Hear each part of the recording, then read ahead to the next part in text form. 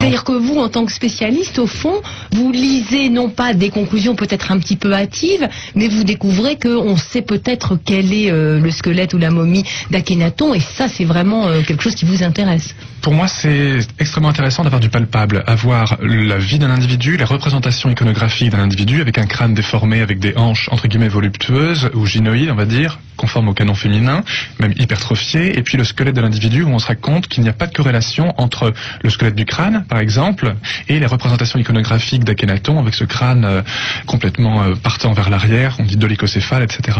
Donc là, on se rend compte que les représentations iconographiques d'un roi ou d'une période, qui est la période amarnienne, ne sont pas fondées sur une réalité anatomique, mais simplement sur un canon artistique. Ça, c'est extrêmement important.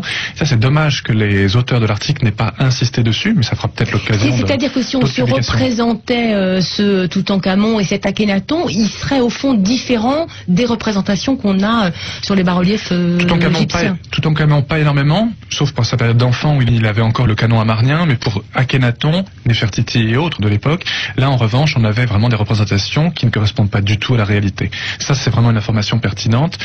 C'est une des informations fournies par cet article qui n'est pas si mauvais, il ne faut pas exagérer. Et pour nos auditeurs comme ça, alors comment on pourrait se représenter Akhenaton ? Eh bien, comme un homme normal, tout simplement, mais un homme à peau noire. Hein. N'oublions pas que les Égyptiens avaient une peau noire dans l'Antiquité. Ils l'ont toujours un petit peu maintenant, mais ils l'ont perdu au fur et à mesure des passages des populations sur le sol égyptien. Mais le peuple égyptien, je déteste cette expression négroïde parce qu'elle a des connotations raciales lamentables. Malgré tout, c'est une réalité biologique. Il faut vraiment s'imaginer les individus égyptiens antiques comme ayant une peau noire beaucoup plus que maintenant.